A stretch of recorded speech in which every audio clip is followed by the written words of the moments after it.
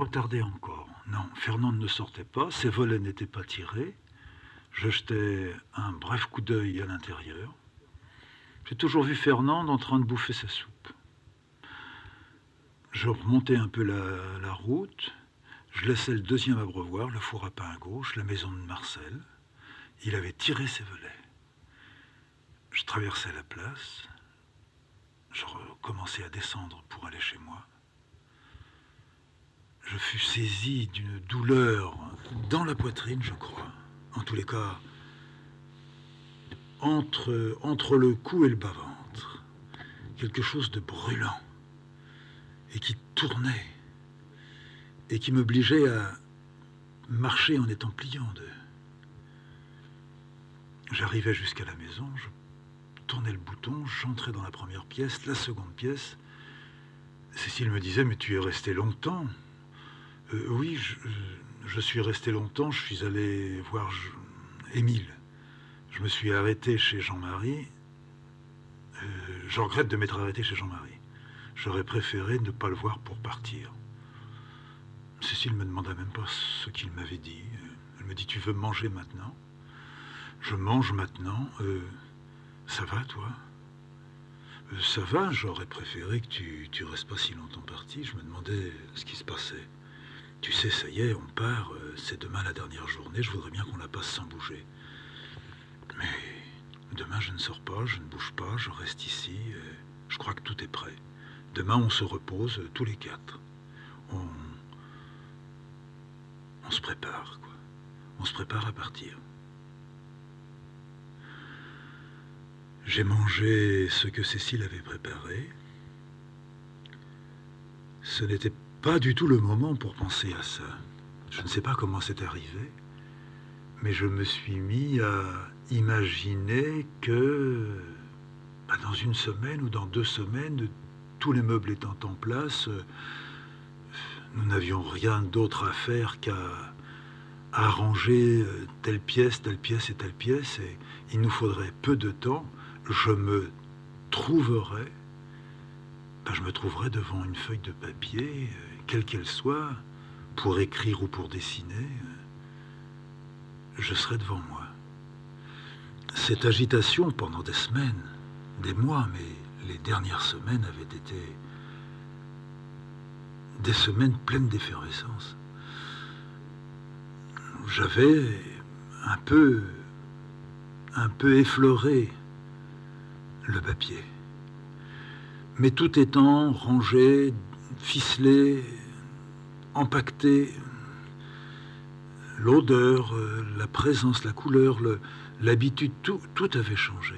Tout était descendu de l'atelier dans la pièce d'entrée, au rez-de-chaussée, et je pouvais passer plusieurs fois par jour dans cette pièce, frôler mes cartons.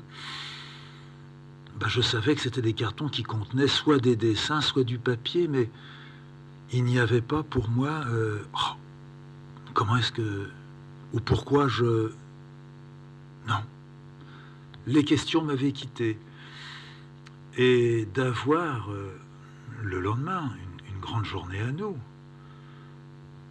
ne me terrorisait pas, mais pourrait peut-être demain me mettre là-dedans.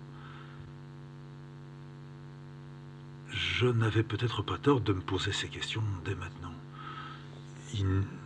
Il avait été bon de ne plus penser, de n'avoir en tête que d'être prêt pour le jour, d'espérer qu'il n'y aurait pas de neige, que nous pourrions rejoindre la vallée sans problème, et qu'en Père Pénard, nous arriverions à la maison là-bas le soir, vers 10 heures sans doute. Et le lendemain matin ou en fin de matinée, le camion qui devait faire une halte serait arrivé. Ce qui veut dire que, normalement, mardi soir, tout était dans la maison. Il n'y avait plus qu'à ouvrir les paquets. J'ai proposé à Cécile que l'on aille se coucher. Du coup, je précipitais un peu. Elle me dit, enfin, on peut se coucher, mais je n'ai pas sommeil. Mais on peut monter, on se met sur le lit, on prend nos chats. Ce qu'il y a, c'est que tu vas pas pouvoir fumer. Je voudrais pas que tu fumes dans la chambre. J'ai un petit peu mal partout en ce moment. Bon, mais je fume une cigarette ici, puis je ne fumerai pas là-haut. On montera dans la chambre, après. Cécile a fait un petit peu de vaisselle. Stéphane a sauté sur la table, je l'ai pris. Il a miaulé, il n'avait pas envie. Il a un peu refusé. Et puis après, il s'est laissé faire. Je l'ai mis comme il aimait se mettre, coincé dans un bras, pas trop serré, commençant à le caresser en dessous le cou, remontant tout doucement vers une oreille, et puis redescendant vers le cou pour repartir vers l'autre oreille. Et puis ce petit manège-là, au bout de quelques minutes, je le transformais en caresse sur le front, qui était une sorte de petit paillasson qu'il avait là, qui était à la fois doux mais résistant. Je touchais un peu les oreilles, j'appuyais dessus, je lui faisais ses oreilles du dimanche. Il me regardait, il fermait un œil, il laissait l'autre ouvert. Il aimait complaisamment. Il n'aimait pas toujours qu'on le touche, mais pour lui, le caresser, c'était... Oh, Cécile disait que c'était son bonheur. Sans doute, c'était un grand plaisir, mais je lui prêtais de vivre à ce moment-là à égalité avec nous les hommes. Et j'ai commencé à l'embrasser, à appuyer sur son ventre, à tirer sur la poche et à la relâcher, à lui parler et à lui demander qu'est-ce qu'il y a dans cette poche, qu'est-ce qu'il y aura là où on ira dans cette poche. Et Stéphane, pour l'une des rares fois, s'est endormi dans ce bras-là. Et j'ai dit à Cécile, regarde, c'est très rare. Stéphane s'est endormi. Et Stéphane dormait, non pas faisait semblant ou fermait les yeux parce qu'il était bien. Stéphane dormait puisqu'il ronflait. Et Cécile s'est assise. Elle aussi s'est mise à le toucher, mais à la queue. Elle tirait tout doucement sa queue, puis elle revenait, elle la reprenait, elle recommençait, dans le sens du poil. Et moi, je touchais, triturais cette peau du ventre. Et Scotty est arrivé sur la table, s'est allongé sur la table, et nous a regardés tous les trois. Et Cécile, de l'autre main, a commencé à caresser Scotty, qui s'était tiré, qui a laissé Cécile, ça c'était la première fois, le toucher en dessous les pattes, là où c'est à la fois doux et plein d'odeur. Et Scotty commençait à tourner d'un côté, de l'autre, comme un chat qui, au soleil, prend avec son dos toute la chaleur qui se trouverait dans les pierres ou dans l'herbe. Et cette petite séance presque amoureuse a duré un long moment. C'est Stéphane qui a mis un point d'arrêt à tout ça, en s'éveillant, en voulant se remettre sur ses pattes, sautant sur la table, n'ayant pas vu Scotty et lui étant tombé dessus. Tout petit accrochage de rien du tout. Et chacun est reparti, l'un vers un fauteuil, l'autre sur le dessus d'un meuble. Je les ai montés. Nous nous sommes déshabillés, glissés dans les draps, bien tirés les couvertures. Stéphane est rentré sous les draps. Scotty est resté sur la couverture, aux pieds, touchant peut-être les pieds de Cécile, mais un peu aussi les miens. On a laissé les lumières. Et j'ai dit à Cécile, qu'est-ce qu'on se dit? À quoi Cécile a répondu, je ne sais pas. J'ai l'impression que, parce qu'on va partir, on ne sait plus. On ne sait plus parler. Moi, je n'arrive plus à me parler, me dit Cécile. Tu sais, moi, j'ai surtout parlé avec les autres, mais si je devais me parler, je me demande bien qu'est-ce que je trouverais. Mais moi, je ne peux pas me parler. Je ne me dis pas, je ne sais pas moi, le jardin, ou à midi, ou demain à midi, je vais faire ça ou ça à manger, où est-ce que j'ai mis mes bottes, parce que peut-être là-bas, en arrivant, il pleuvra, faudra que je les trouve tout de suite. Rien. Je n'ai plus rien dans la tête. On dirait qu'en même temps que les paquets, j'ai mis ma tête dans l'un des paquets et que je suis sans ma pensée, sans ma tête. Toi aussi. Je ne te dirai pas que je me sens vide comme toi, mais je n'ai pas de pensée simple, enfin, qui certainement devraient maintenant être les meilleures des pensées. C'est-à-dire, on va partir à telle heure, j'espère que le camion sera rempli à telle heure, que demain il y aura certainement encore le même ciel qu'aujourd'hui, ça sera sans problème.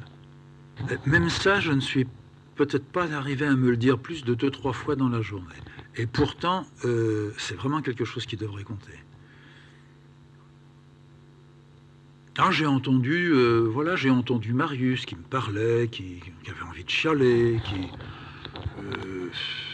j'ai retrouvé Jean-Pierre qui m'a dit qu'il avait retrouvé des carnets encore. Il commence à m'emmerder lui avec tout ça.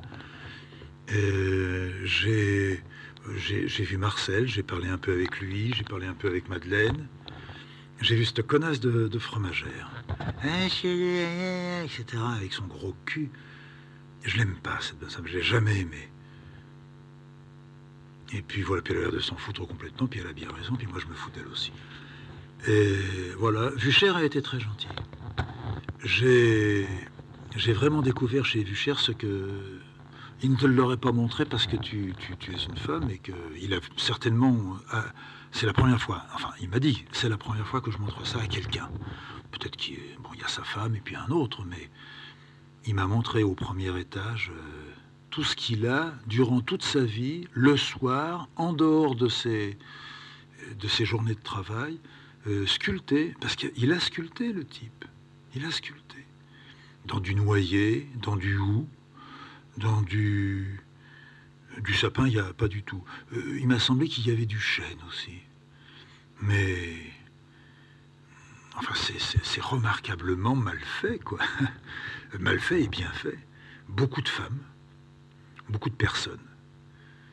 Il m'a même montré à la fin, moi j'appelle ça bien sûr le revolver érotique, c'est chaque fois que tu appuies sur la gâchette, c'est un homme qui fait l'amour avec une femme.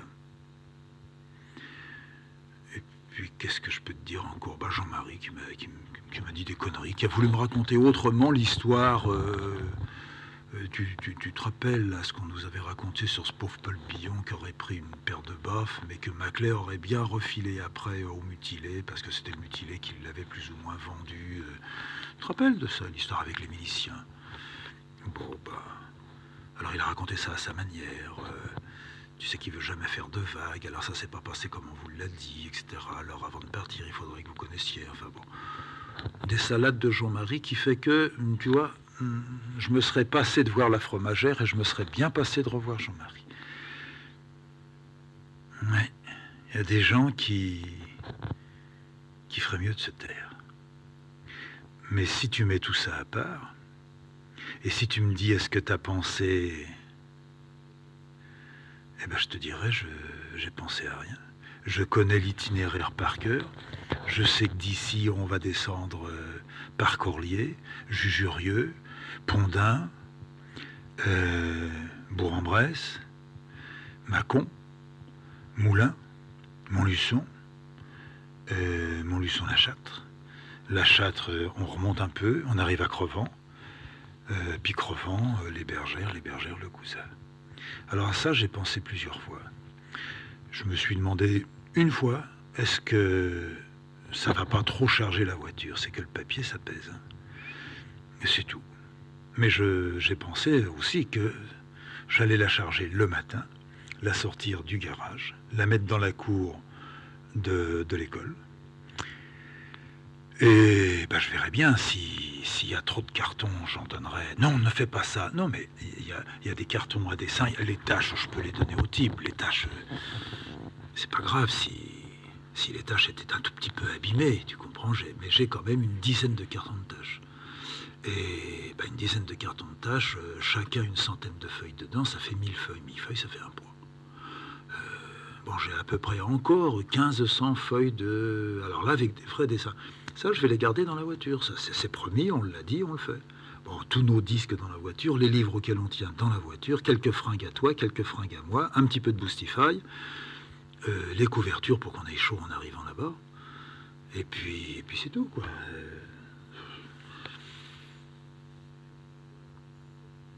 Tu cherches à quoi j'aurais pu penser? À rien, rien d'autre. Je n'avais pas envie de dire à Cécile que j'avais pensé, il y avait peut-être une demi-heure, là dans la cuisine, au dessin, et que la crampe que j'avais dans le ventre, il était sûr que cette crampe-là, c'était le dessin qui se rappelait à l'ordre. Je suis là.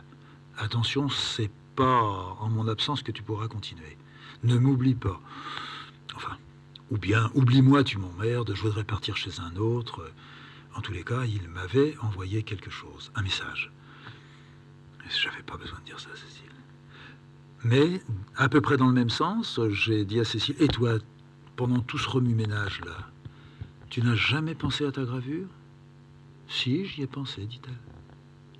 Et comme tu y as pensé, tu pensais, je voudrais bien faire ça, ou bien si j'ai le temps, ou je sais pas, enfin, un projet? Oui, me dit-elle. J'aimerais essayer de graver un jour un de tes dessins. Ça serait bien. Ça serait très bien. Moi, ça me ferait beaucoup, beaucoup plaisir. Et alors, tu aurais l'entière liberté. Ça serait pas comme avec belle-mère ou... Non, non. Moi, je te dirais, tu prends mon dessin, tu le choisis, tu me le montres si tu veux. Peut-être que je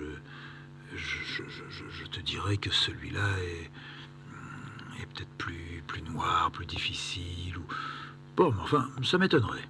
Tu prendrais le dessin, tu me dirais c'est celui-là, je te dirais vraisemblablement tout à fait oui.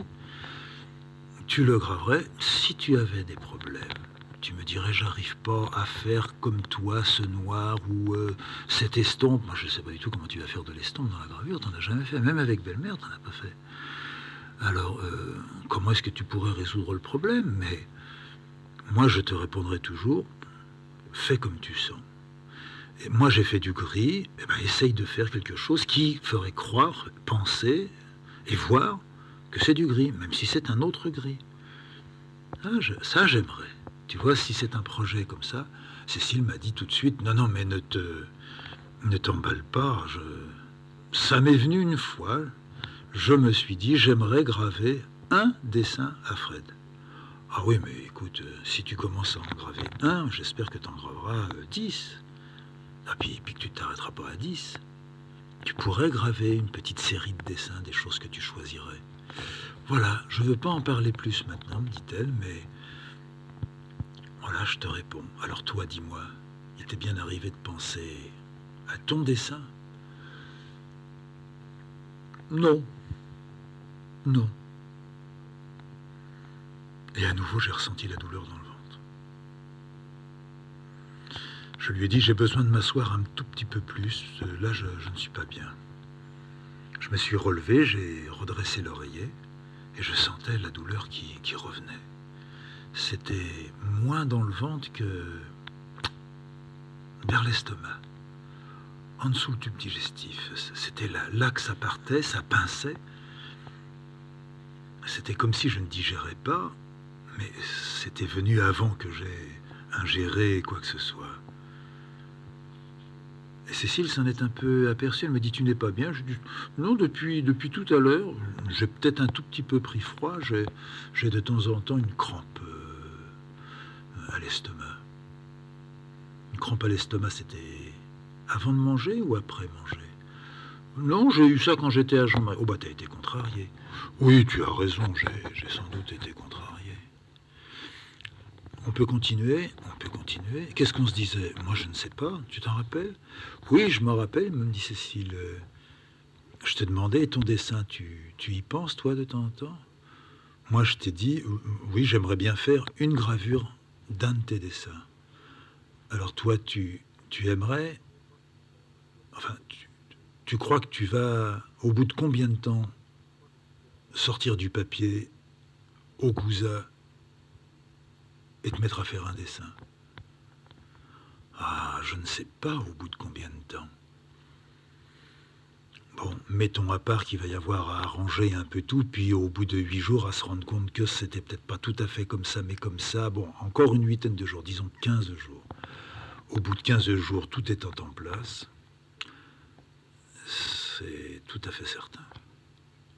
Je vais sortir une feuille de papier, je vais mettre quelque chose sur ma table. En plus, tu sais que j'ai une très grande table là-bas qui m'attend. On avait trouvé une grande table, très épaisse, très large. Je n'ai jamais eu une table aussi large que ça. Je vais pouvoir foutre là-dessus tout mon matériel. Mon papier, mes encres, mes crayons, mes couleurs, tout. Je me suis demandé il y a 1 mois et demi, quand je suis revenu de là-bas, pour la dernière visite, comment est-ce que ça serait avec la lumière, tu vois? Et puis maintenant, ça m'a quitté. Je me suis dit, on peut tirer des rideaux, laisser la lumière passer au travers, et puis si ce n'est pas suffisant, mettre une lampe. Et ça avait été à un moment un problème. Puis maintenant, non, ça ne me vient plus du tout. Non, je ne pense plus à la bonne ou à la mauvaise lumière. J'ai pensé aussi comment est-ce que ce premier hiver là-bas va se passer. Enfin, c'est quand même une maison, les travaux sont... Tu sais, les types ont fini de travailler hier. Bon, c'était pas hier le ciment, mais peut-être que la dernière couche dans une des pièces date d'il y a 1 mois. 1 mois pour le ciment. Tu sais, on dit 21 jours, on peut décoffrer, mais ça ne veut pas dire que le ciment soit sec. On peut décoffrer, ça veut dire il tient. Mais on ne peut pas rouler dessus. Hein. Alors là, c'est... Mais c'est pareil, ça m'a quitté. Et ce qui veut dire qu'à l'époque, je me disais, on va chauffer, on va même peut-être chauffer un peu plus qu'il aurait fallu. Et je me disais, oui, mais alors, on va faire sortir l'humidité qui se trouve encore dans les plâtres et dans les ciments, et il va y avoir de la buée sur les murs. Ça sera pas bien, ça sera malsain, surtout s'il gèle dehors, ça va... Bah, tu vois, ça m'avait inquiété, disons, une petite semaine, et non, ça m'a quitté. Alors je me suis demandé aussi comment est-ce qu'on allait faire le premier jour où on allait être là. Tout seul, je veux dire, le camion est arrivé, tout est en place, et le camion est reparti, on est là, tous les quatre. Il va y avoir un autre silence, il va y avoir... Ça m'avait un peu angoissé de penser à ça, et maintenant je ne pense plus du tout à ça. Il me semble que je vais... je sais pas, que je vais au Cousa, c'est-à-dire que je quitte la cour. Si je quitte la cour, il faut bien que j'arrive quelque part. Peut-être que ça veut dire que tout est devenu beaucoup plus simple pour moi. J'ai encore une crampe. Et je sens que j'ai une série comme de spasmes qui se préparent. Je dis à Cécile, je vais prendre une petite goutte d'eau chaude. Hein. Je descends, tu restes avec les petites bêtes là. Je descends, j'ai du mal à marcher droit. Je n'ai pas mal ailleurs que à la hauteur de l'estomac. Je fais chauffer de l'eau, je mets du sucre, j'avale, ça ne veut pas très bien passer. Cigarette, ça ne veut pas passer non plus. Je reste là dans le silence. On n'a pas fermé les volets de la cuisine. Dans le village, il y a les 5 ou 6 lampes électriques qui éclairent la rue, la seule rue. Je peux regarder un peu à droite en direction de l'école, la grosse ampoule qui éclaire la place. Puis alors plus loin, dans la direction de l'église. Jean-Marie, malin, quand il était adjoint, il s'est fait mettre une ampoule là, ce qui fait qu'il voit clair. Et puis encore plus loin, un peu au-delà des 1000, il y a une ampoule. Mais elle a comme un halo autour de son verre, autour de ce qui la soutient. Ça voudrait dire qu'il fait très froid, ou ça voudrait dire qu'il y a du brouillard qui commence à descendre, ou à monter. Pourquoi est-ce que j'ai mal au ventre comme ça? Je crois qu'il n'y a pas du tout d'ampoule là-bas au Cousin. Pourtant, il y a 3 fermes au bord de la route. Ce qui fait que quand on arrivera, ça sera toujours tout noir. Et si on n'a pas pris la précaution de laisser la lumière au-dessus de la porte à l'extérieur dans la cour, oui, ça sera vraiment tout noir. La Coue, village noir. Le Cousin, village noir.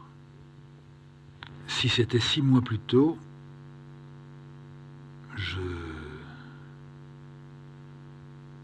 peut-être pas 6 mois plus tôt. Enfin, si c'était après la salle à faire du fauteuil dans l'atelier, je dirais je suis en train de préparer quelque chose qui est fatigué. Ce serait comme un dessin qui m'ennuierait et qui se développerait dans tous les sens à partir d'un point central que je voudrais fuir et vers lequel je reviendrai tout le temps. Ça serait pas loin de la colère en même temps. Pourquoi ce soir? Fatigué. Fatigué ou peur? J'ai arrêté ici, j'ai un petit peu détruit quelque chose ici, ça c'est certain. Et j'ai peur de ne pas bien ressouder les fils là-bas. Ouais, mais ça tout le monde, même Cécile a ça. Quand elle dit « j'aimerais graver un de tes dessins », c'est ce que ça veut dire. Si j'inverse, ça veut dire « je n'aimerais pas ne pas avoir envie de graver un de tes dessins ou un dessin d'un autre. Je ne voudrais pas rester sans rien faire.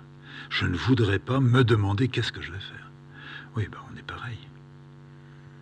Il n'y a que les chats qui... Oh, c'est pas sûr. Même Stéphane tout à l'heure. Son premier sommeil dans mes bras, quand même, à 10 ans. Pour la première fois qu'il est dormi là. Ça veut certainement dire qu'il sait qu'il va quitter quelque chose d'extrêmement beau et bon. Il l'a senti. Il l'a senti, ne serait-ce que les cartons, les paquets, les meubles qui ont complètement disparu de la maison.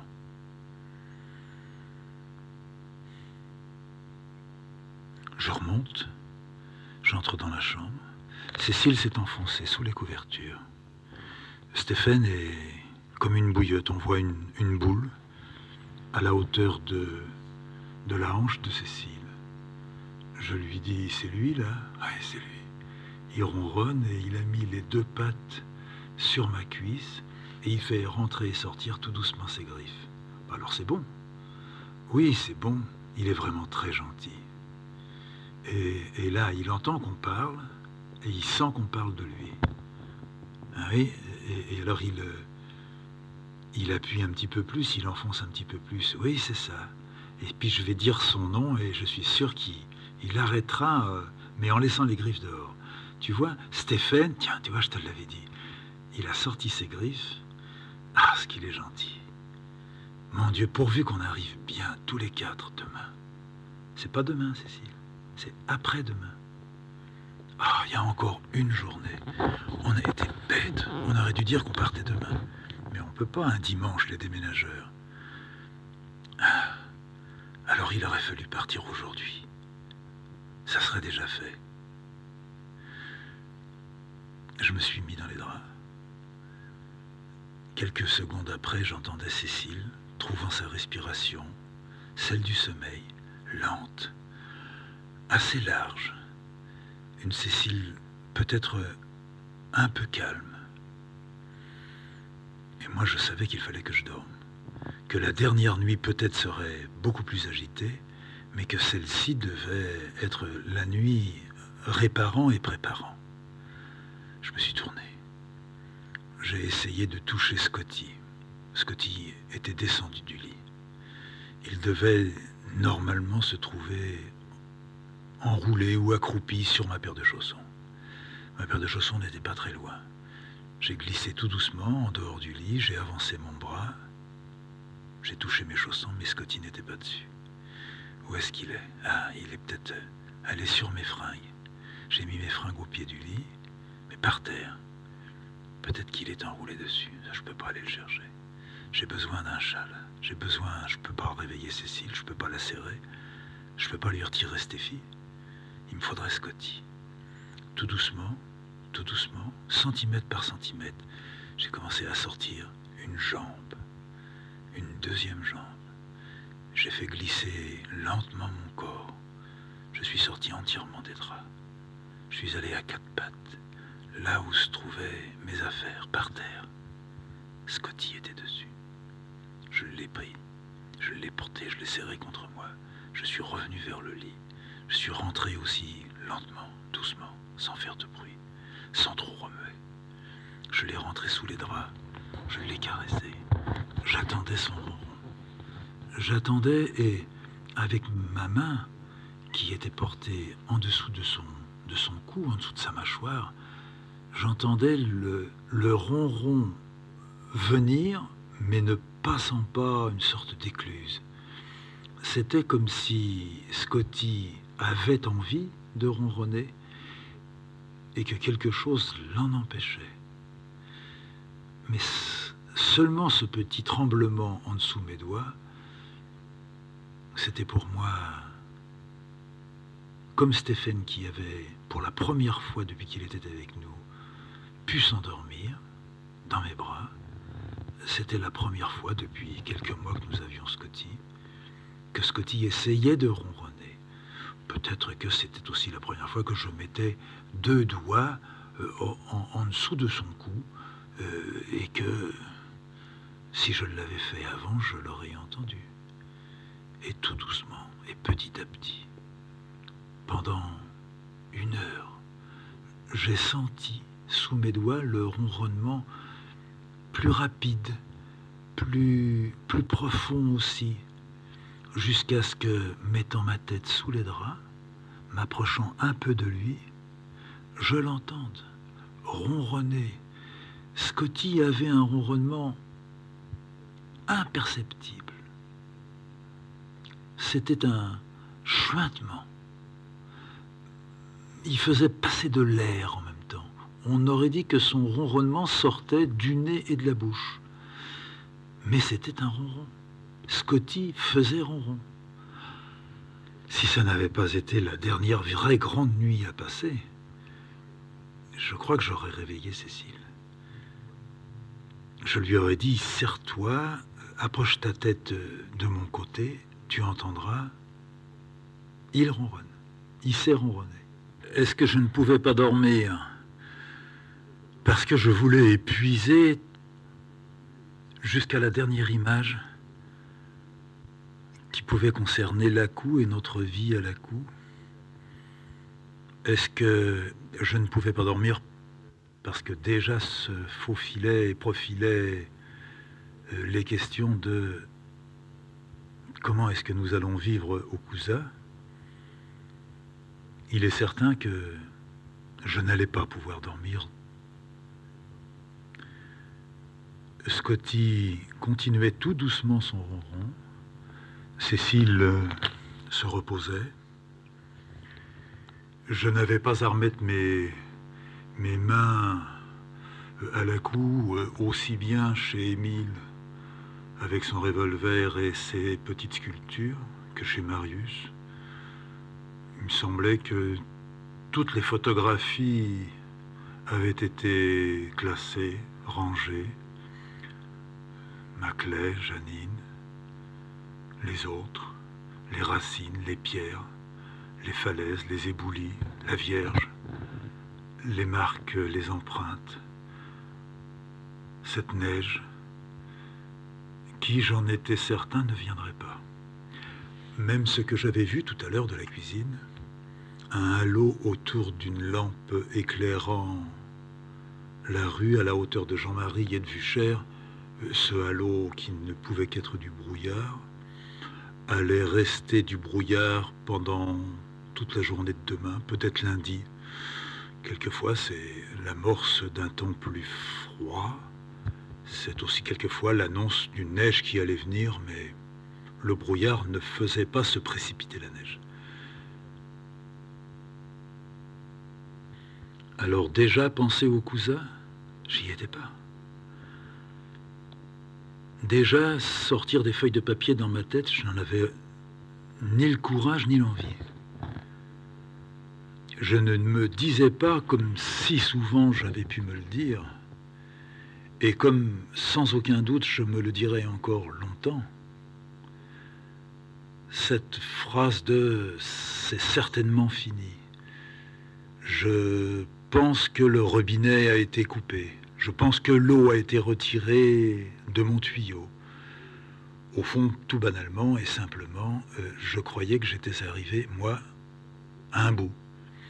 Pas spécialement ce jour-là. À chaque fois qu'il y avait, pendant 15 jours, 3 semaines, une sorte de flottement, de débranchement, de désaccord avec le crayon, ma main ne pouvant pas bien le tenir, le crayon ou l'encre. Le premier pâté était toujours l'indice de quelque chose de mauvais. Si j'insistais, j'embrouillais tout. Si je décidais de travailler autrement ou à autre chose, de refaire un escalier, une porte, un placard, une bibliothèque, quand j'avais terminé l'ouvrage, je retrouvais le problème là où je l'avais laissé, la question là où elle était restée elle aussi, suspendue, je me foutais dedans. J'avais bon ressortir un nouveau crayon, une nouvelle encre de Chine, une nouvelle bouteille d'ouverte, une plume bien grattée, toute neuve. Le dessin ne venait pas mieux. Et immanquablement, à chaque fois, malgré les mises en garde de Cécile, malgré les rappels qu'elle me disait, « Souviens-toi, je t'ai dit, je ferai un jour ce que je t'ai dit. Je noterai quand ça ne va pas, je noterai les paroles que tu dis à chaque fois, et je te montrerai que peut-être quelquefois, 1 fois par mois, 2 fois par mois. Avec de la chance, tu peux rester 2 mois, 3 mois, mais tu es fait ainsi. Je t'ai toujours vu travailler, faire énormément d'heures de travail dans ta journée, passer énormément de temps sur tes dessins, rentrer dans ce que tu appelles une période d'habileté. Ordinairement, la période d'habileté, c'est la période la plus facile pour toi. La facilité te braque, tu doutes, tu recommences à te poser des questions, et dans les 8 à 10 jours, ou bien je t'entends tourner en rond là-haut dans l'atelier, moi je suis en dessous, j'entends tout. Je pourrais presque dire je vois tout. À ton bruit, je vois. À ton pas, je sais. Ou bien je monte dans l'atelier, je passe ma tête par la trappe et je te dis « Comment ça va là ?» Et quand je te vois soulever la main qui tient le crayon et brutalement la réappliquer sur la table avec ton bruit sec et cassant, comme si tu voulais le briser, je sais que ça ne va pas. Mais je savais que ça allait ne pas aller. Ça se sent. Ça se sent quand tu manges, ça se sent quand tu te laves le matin, quand tu t'habilles. Tu dis quelquefois que tu vois à mes épaules que je suis fatigué. Moi, je vois à ton cou que quelque chose est en train de cramer tout doucement. Je le vois là. Et puis le pas. Tu as ce pas lourd. Ouf, j'ai un pas comme toujours. Non, tu n'as pas le pas comme toujours. Tu as un pas lourd. Tu as un pas différent. Comme ton coup de crayon est peut-être devenu lourd à ce moment-là aussi. Tu as besoin de le lâcher. Eh bien, je t'ai toujours dit que moi, je connais maintenant ça pour toi, devant toi. Je ne connais pas les mêmes choses. Je ne fonctionne pas comme tu fonctionnes. Je n'ai pas la chance que tu as de pouvoir tellement travailler, de pouvoir tellement peu te satisfaire, parce que c'est ça la raison. Tu es si rarement satisfait de ce que tu fais, que tu as toujours envie de faire, à la recherche peut-être pas de quelque chose qui te satisfera, mais tu cours après ce que tu as, alors tu ne l'attraperas jamais, puisque tu l'as déjà et tu ne le sais pas. Alors, moi je dis c'est bien. Moi, Cécile, je peux même dire que c'est d'une certaine façon enviable. Maintenant, quand on sait par où doit passer le bonhomme ou la femme, je ne suis pas sûr de pouvoir envier ça.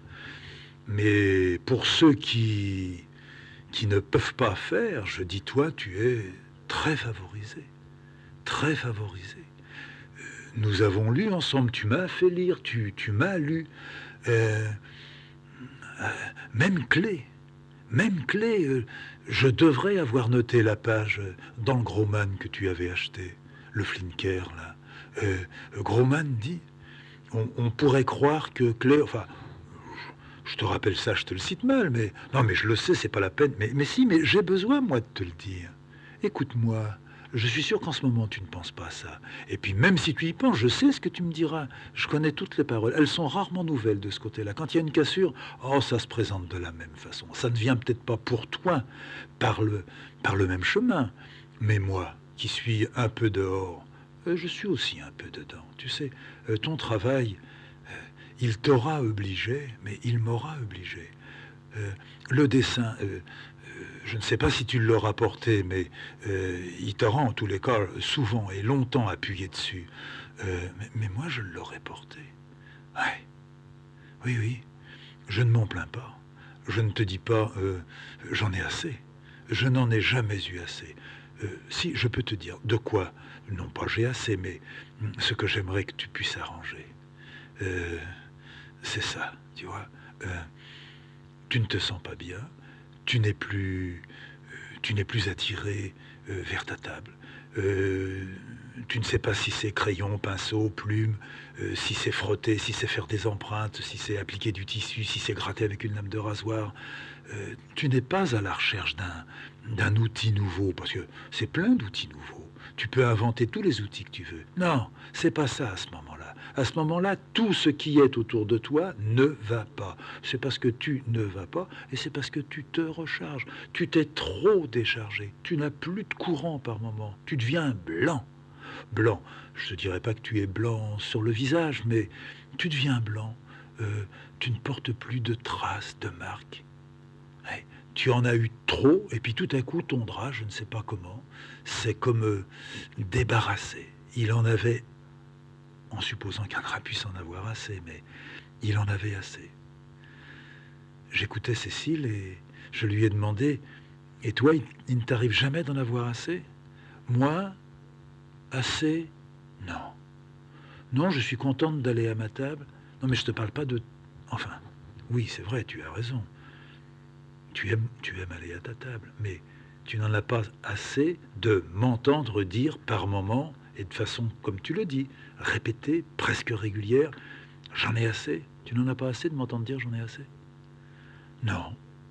Non, je voudrais t'aider. Je sais qu'il y a des passages où je peux t'aider, et puis il y a des passages où tu restes complètement hermétique. J'ai été lente, enfin, à l'admettre, à l'avaler. J'ai été lente parce que je me disais donc je ne sers à rien dans ces moments-là. Comme personne ne lui sert à rien, ça me posait des questions. Et puis non, je ne suis plus allé dans cette voie-là. Je me suis dit, il ne peut pas faire autrement. Il a même besoin non seulement de détruire, parce que tu sais, tu pourrais te remettre à dessiner 5 minutes après avoir dit tout est fini. 5 minutes après, le dessin continue à venir. Tu dis bien toi-même, je ne fais pas le dessin, c'est quelque chose qui passe à travers moi que j'aide, C'est bien ce que tu as toujours dit. Moi, j'ai retenu la leçon, tu sais. Je suis sûr que c'est vrai. Pour toi, c'est vrai. C'est vrai pour d'autres aussi. C'est vrai, même si tu lisais la Bible, tu verrais qu'il y a des passages où certains, moi je dis des poètes, mais c'était des prophètes, mais poètes et prophètes, c'est la même chose. Ils sentent que ça les a quittés. Ils demandent pourquoi ça m'a quitté. Ils sont prêts, alors eux, pas toujours à tout casser, non, mais certains à tout casser, certains à partir, certains à aller même jusque dans les bras de la mort, tu vois. Eh bien toi tu connais la même chose. Et je suis toujours étonné que quelqu'un comme toi n'ait pas encore...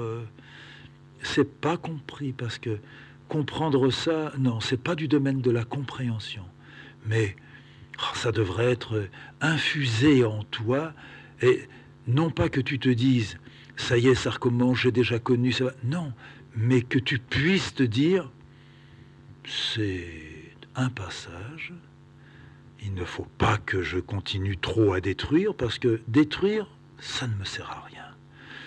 Alors je ne sais pas ce que tu vas peut-être que tu vas aller te promener, peut-être que tu vas lire. Tu me diras, je peux ni me promener, ni lire dans ces moments-là. Oui, mais là, on peut faire un effort. On ne peut pas faire un effort quand tu dessines, ça je le comprends très bien. Faire un effort en dessinant, ce n'est pas dessiner, c'est faire un travail. Tu ne fais pas un travail. Mais tu pourrais lire. Lire peut être considéré comme un travail. Se promener peut être considéré comme une nécessité. Je, Moi, je vois les choses comme ça. Toi, tu peux les voir comme ça. Et tu as d'ailleurs changé. Tu as eu des moments difficiles que tu as pu surmonter plus rapidement que d'autres. En ce moment, tu as effectivement un passage difficile, tu dois pouvoir le surmonter. J'étais là dans le lit à tenir cette conversation avec Cécile qui dormait, avec Scotty qui continuait à ronronner. Oui, j'aurais certainement ça à traverser. Dans une de ces cassures, c'était il y a peut-être 3 ans, 4 ans,